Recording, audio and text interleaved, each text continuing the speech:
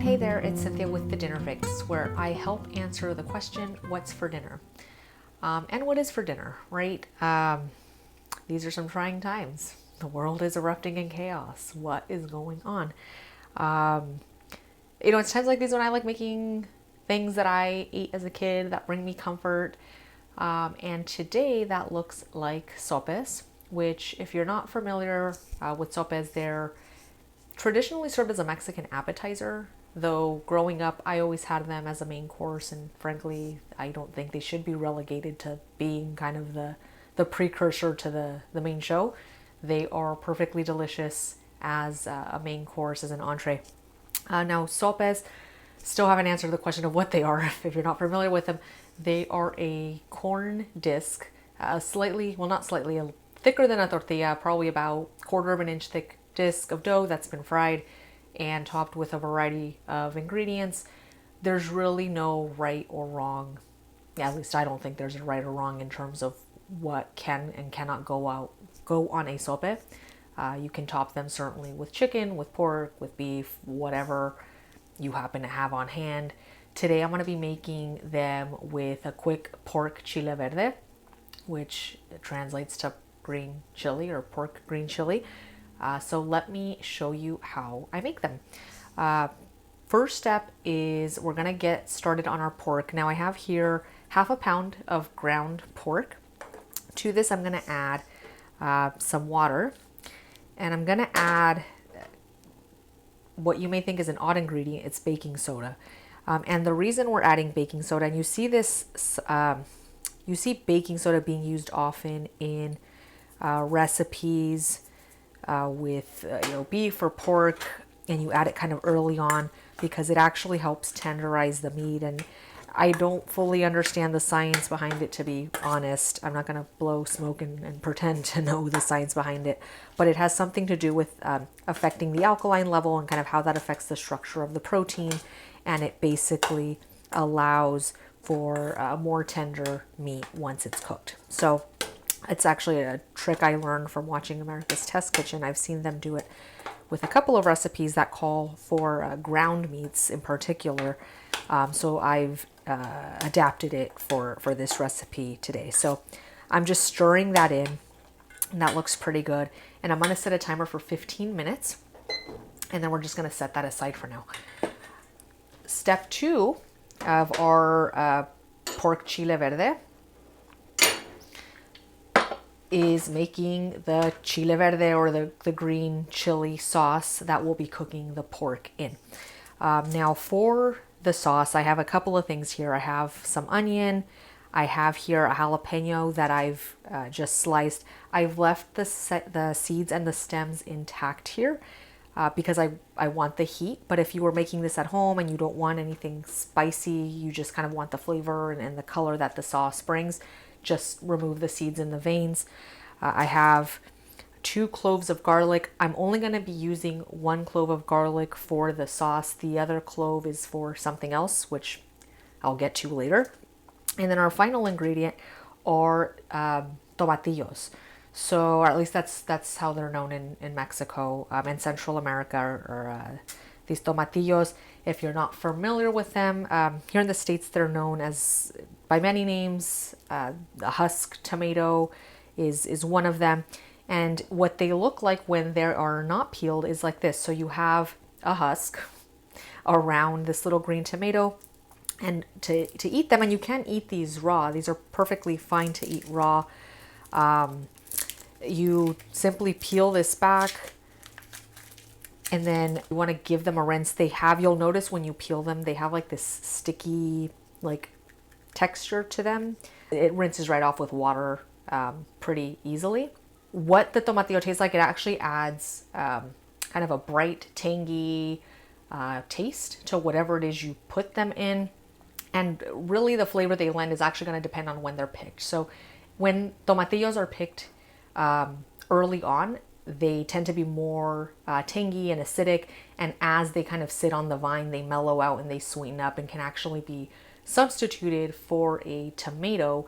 These are pretty tart and acidic, so I'll actually be doing something with the sauce to balance that out later on. But more on that later. Right now I'm just gonna rinse this one little tomatillo, and then I'm gonna kind of show you what to do with all of this. All right, so there's our last tomatillo.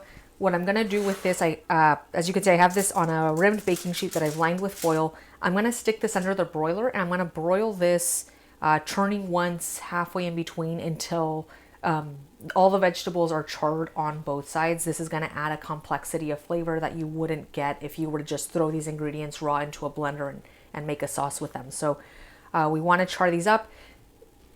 All right, so I'm about 4 to 5 minutes into the cooking time for the vegetables, and I wanted to show you kind of what this is starting to look like. So as you can see here, the cloves of garlic. Oh, and by the way, probably should have mentioned this sooner. I still have the peel on these cloves of garlic. What that's going to do is it's going to protect the garlic from burning, which can very easily happen when you just put peeled cloves of garlic under a broiler. So the papery skins are still on here. But as you can see, the skins have started to brown, as has the jalapeno, the tomatillos have kind of started to get a nice char. The onion is not quite there yet. The onion always takes the longest, which is obnoxious. But what I'm going to do at this point, so this is kind of what you're looking for. This is the point where you would want to turn this over. And I'm having a hard time because I am not left-handed, but did not think this through all that well. You know what? Just going to put that down. So what I'm going to do is I'm just going to kind of turn this all over, and then I'm going to just stick this back under the broiler and let the same thing happen to the other side. I'm just going to leave the onion alone, let that kind of continue to char on that side. Back into the oven it goes, and when I see you next, this will be ready to blend. All right, so our vegetables are charred, and what I did actually is I pulled everything but the onion out a little sooner. The onion was just really slow to char, and I certainly didn't want to burn everything else. So I pulled the jalapeno, the garlic, and the tomatillos out before, and I threw everything but one of those cloves of garlic. Remember, there were 2 of them. So one is in here, one I've set aside for another use, which we'll get to in a minute. But I've thrown that all in here, and then to this I'm going to add the onion. That's now, as you can see, kind of charred and blackened in parts. And that's exactly what we're looking for. So I guess this is one of those times where if you kind of burn something, you've actually done the right thing, because that's what we're looking for. So I'm just gonna blend this up. Oh, wait, before I do that, I'm gonna add a 1/4 teaspoon of salt to this, and then I'm gonna blend this up. And I'm just using one of these little hand blenders because it's such a small amount of salsa. If you don't have a small hand blender or a small food processor, certainly you can just do this in a regular blender, but I'm just gonna blend this here. All right, and we're just blending this until it's fairly smooth. It's okay if there's still a little bit of chunks in there, and actually you can puree this to your liking if you want a chunkier sauce. I'm looking for mine to be fairly smooth. And what I'm gonna do now is, remember I'd mentioned earlier about how tomatillos can be, well, they're tart, but they can be pretty acidic. So I'm going to give this a taste just to kind of get a sense for how much acid there is in here. And if necessary, we can balance that out with some sugar. Yeah. So, oh, that's really good. It's good. It's got a little heat. You get the depth of flavor from the garlic and the onions. But it is a little more tart than I would like it to be for this purpose.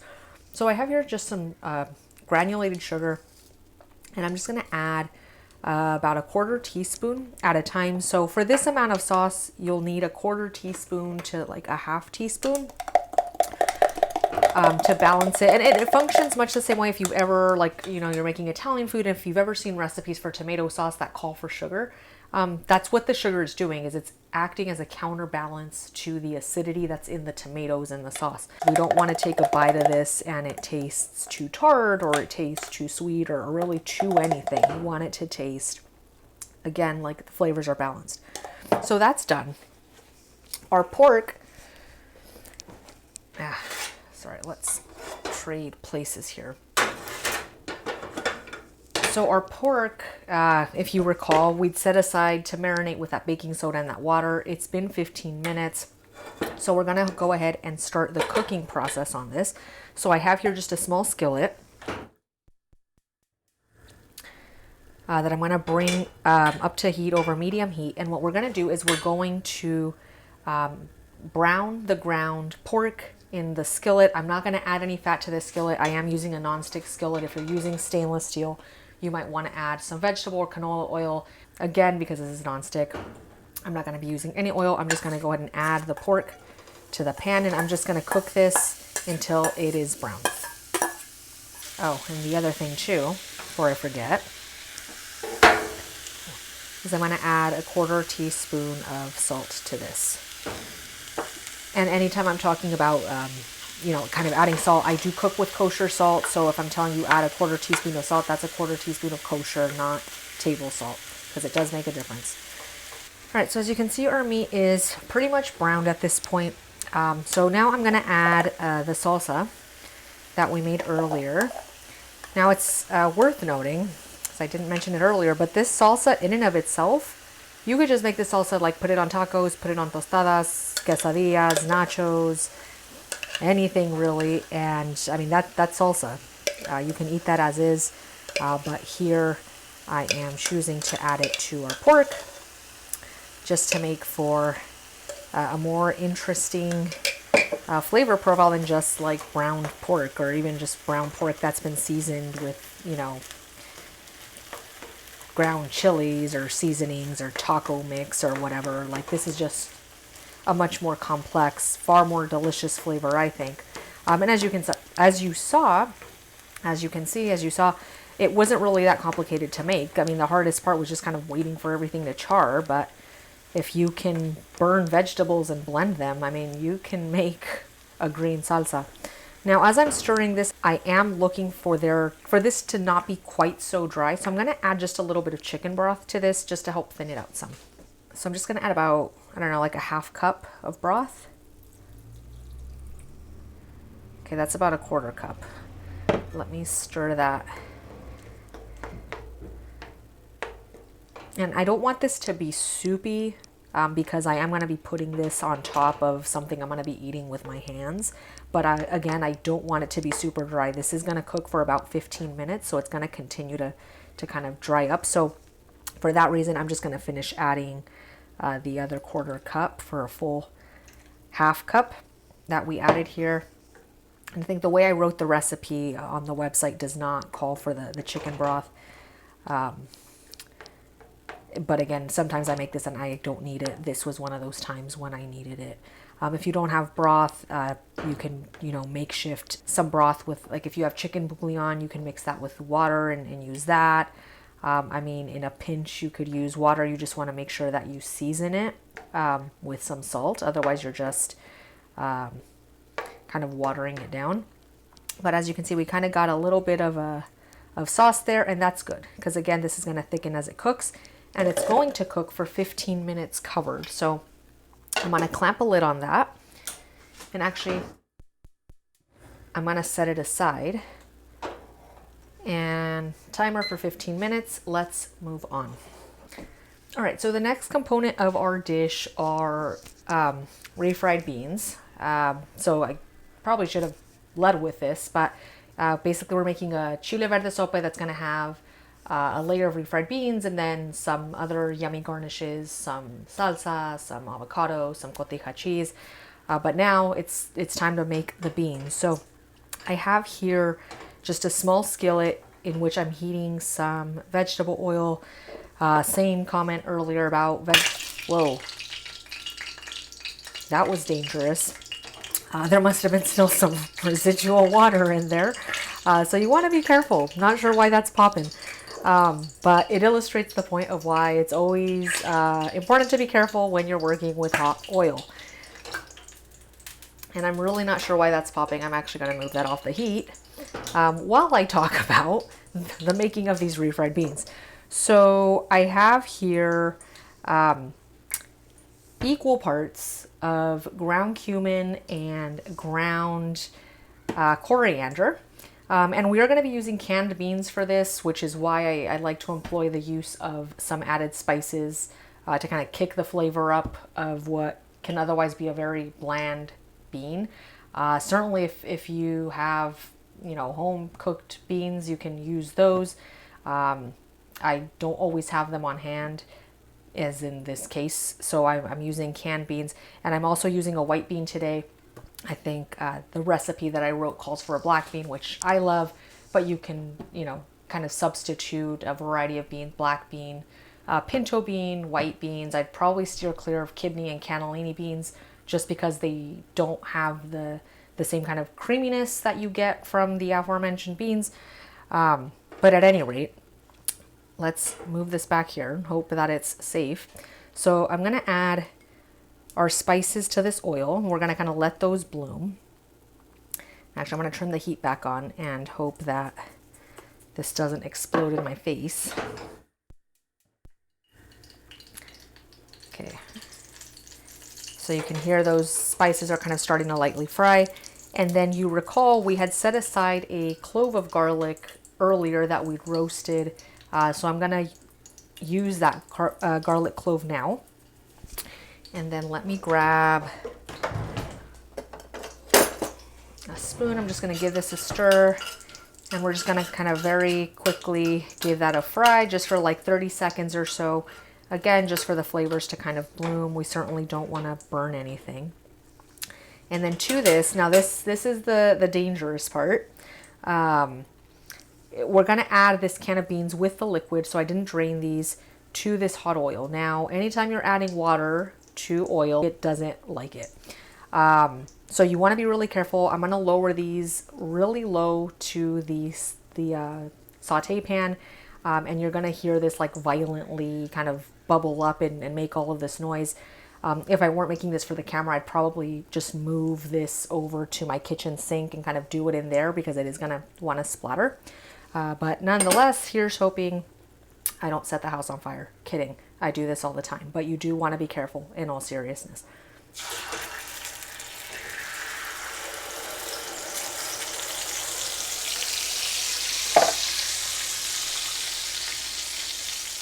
That wasn't too bad.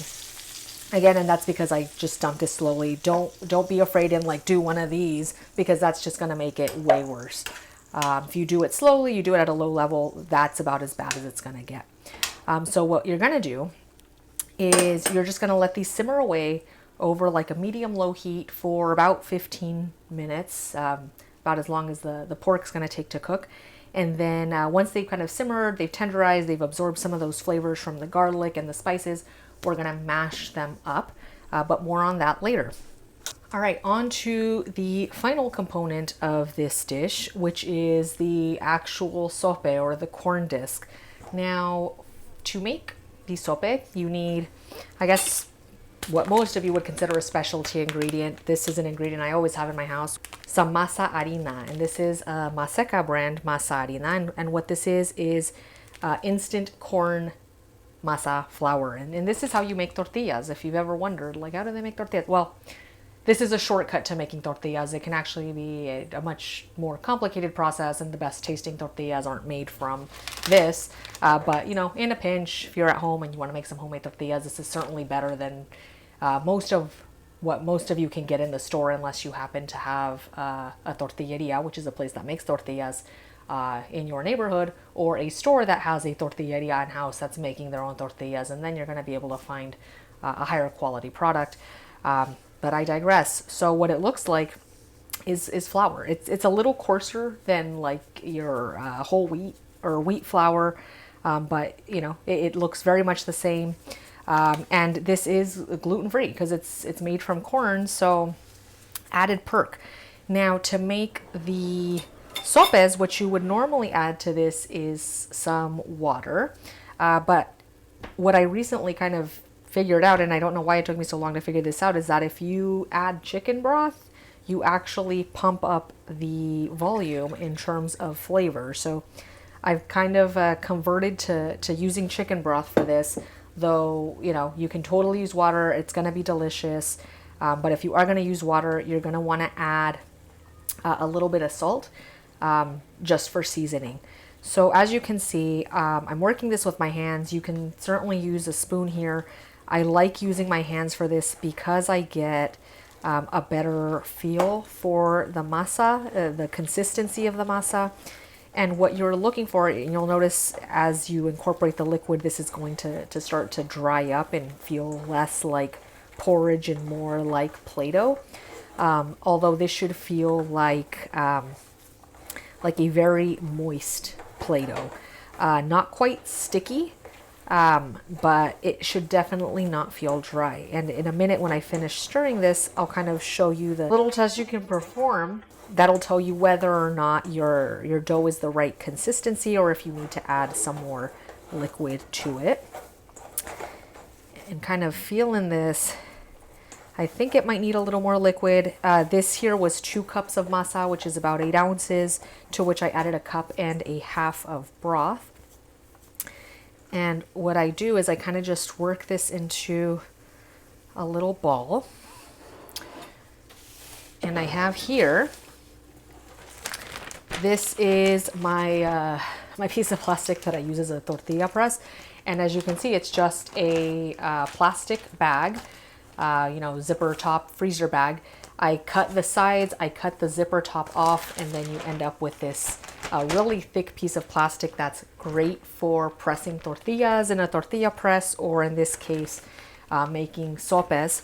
And the reason I like using this over plastic wrap is plastic wrap just makes a mess of this because, it tends to kind of bunch together and it's just really hard to work with. This does not. So back to that test, I've got my little ball of masa. I'm just going to place it in the center here, and I'm going to give this just a gentle press.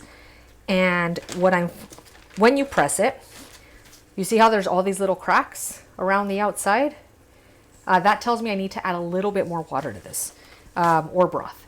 Not a whole lot. I'm only going to add maybe like a tablespoon at a time because this is pretty close to being done. If you have small cracks, that's okay. You just don't want big cracks like this one because the dough's just too dry is basically what this is telling me. So I'm going to add just a little bit of water. All right, and that was actually about 2 tablespoons that I just added, but I'm just going to mix this in just like I did before. I'm keeping an eye on the chile verde and the beans, both of which look really good.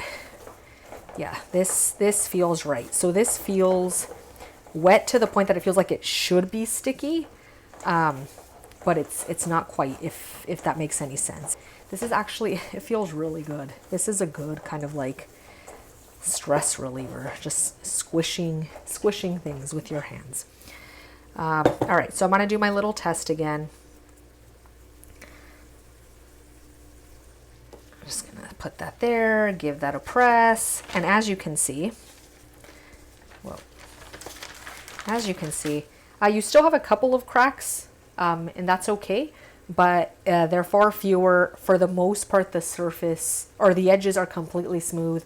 This is the perfect consistency that I am looking for. So what I'm gonna do is I'm gonna take this dough and I'm going to divide it in half as best you can. This doesn't have to be super precise, just kind of divide it in half as best you can. And then I'm gonna take each half and I'm gonna divide it in 3. So I have 3 balls about the size, I mean, this is bigger than a golf ball, but I don't know, fits about in the palm of my hand. So just take your dough, again, roll it into 6 equal balls, and then I'm gonna show you what comes next. All right, so as you can see, I've divided our dough into 6 fairly even balls. At this point, I am gonna employ the use of some plastic wrap just to kind of keep this covered and keep this from drying out. You can also put like a dish towel over this, but masa will dry out pretty quickly if left exposed to the elements. And it will dry out in the time it kind of takes us to flatten these and fry all of these. So just gonna cover that with plastic wrap. I'm gonna show you how to flatten those out in a minute, but that timer was for our pork, which if you can actually move this over here, as you can see, oh man, that smells delicious. This is completely cooked. It's started to absorb all of those yummy flavors from, or rather it has absorbed the yummy flavors from the chile that we just cooked it in. This, as it cools, will thicken up. I'm just gonna clamp a lid on that. That is done. We're just gonna set that aside. Actually, no, you know what? I kid. I'm going to I'm gonna give that a taste. I need to get into the habit of like tasting things more. I always just kind of like rely on experience, but experience alone is often not enough. And that's perfectly seasoned, and it's nice and tender and spicy and delicious, and I cannot wait to eat it. That's good. All right, setting that aside, and then the other thing we have cooking back here are those beans. Now, as you can see, actually I don't know if you're going to be able to tell, but a lot of the liquid is kind of evaporated away. The beans have kind of taken on this like creamy consistency, which tells me they are ready to be mashed. So to mash these, I'm gonna use a potato masher, and I'm just gonna go to town. Now remember, there is that garlic clove in there. I'm gonna mash that in too. It's all getting worked in. We are not leaving any flavor on the sidelines, not at all. And if you have leftovers, I mean, this recipe does make 6 sopes, which, I mean, I guess technically feeds 3, but that only feeds my husband and me because we like to eat. But if you do have leftovers, these make great filling for like a burrito, you know, for the next day. So yummy, yummy goodness. I'm gonna set that aside, and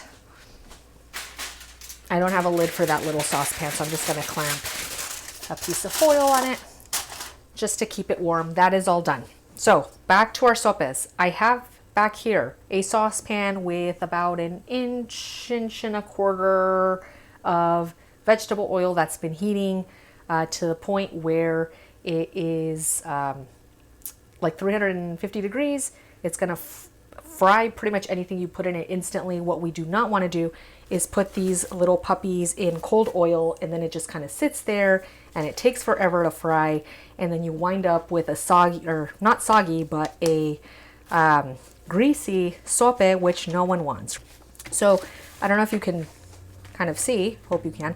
I basically took one of those balls of dough, I put it in my plastic, and then I just gently pushed it down with my hand, and tried as best I can to kind of get that to an even thickness.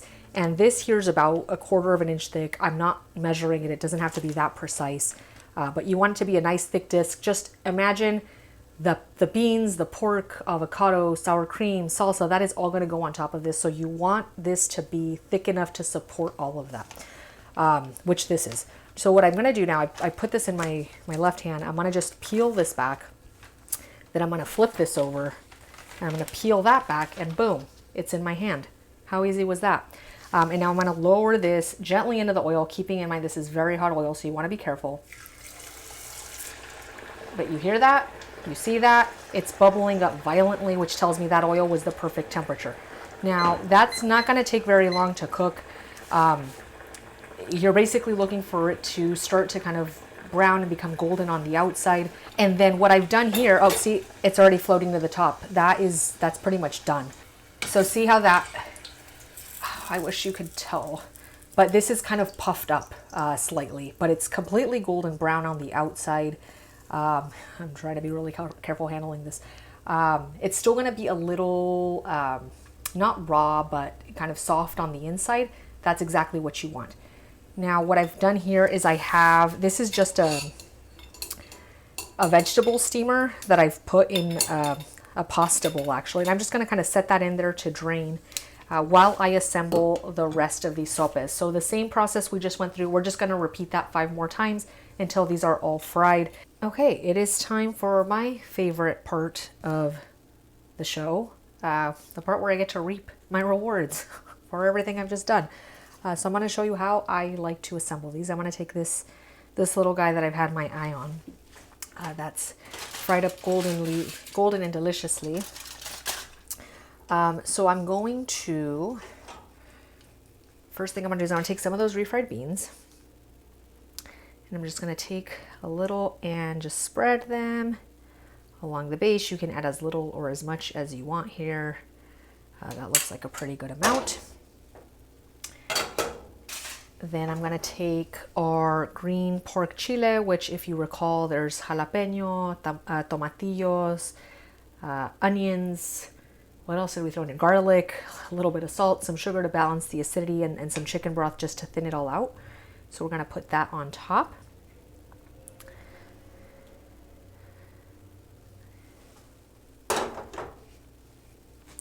We're going to add, actually I'm gonna add a little avocado. So I have here just an avocado that I sliced, but let me kind of show you how I would get slices out of this. So I have here a half, and very carefully with my chef's knife, I'm just cutting thin slices, making sure that I'm not cutting through here. I'm just cutting, or through the peel, I'm just cutting up to the point of the peel. So really no more than the tip of the knife is necessary to achieve that.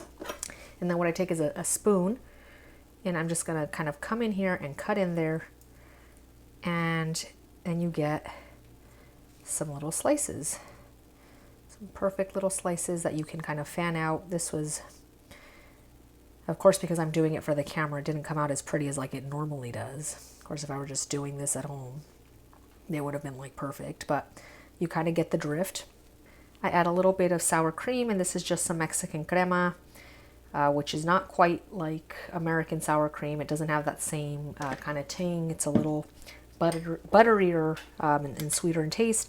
And then I have here some tomato-based salsa that I made previously, though you can certainly use a store-bought salsa. There's actually a salsa that I love buying at one of the Mexican markets here that I think is better than any salsa I could make. My husband begs to differ. He really likes this salsa, so that's what we're going to use today. And then we need some cotija. Cotija is just a crumbly cow's milk, aged cow's milk cheese. So this has, it's dry, and it's got a little bit of salt. Well, actually quite a bit of salt. It's a salty cheese. But for this reason, I didn't feel the need to add any salt to that avocado because I knew I would be topping it with this cheese. And there you have it, sopes. How delicious does that look?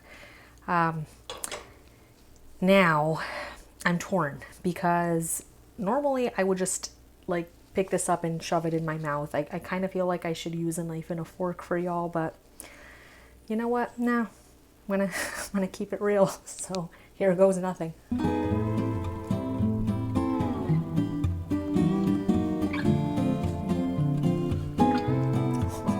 It is good. It's really good.